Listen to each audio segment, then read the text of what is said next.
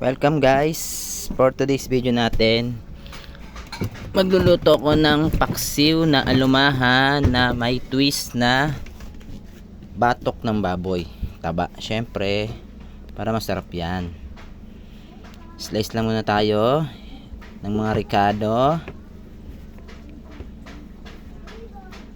para masarap ang ating lulutuin. Syempre dahil holiday ngayon, walang pasok, toka tayo sa pagluluto ngayon.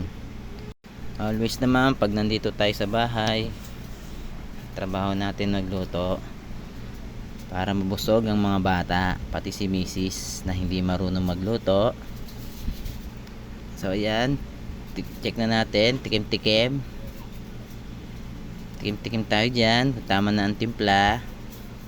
Then ito na ang final. Thanks for watching.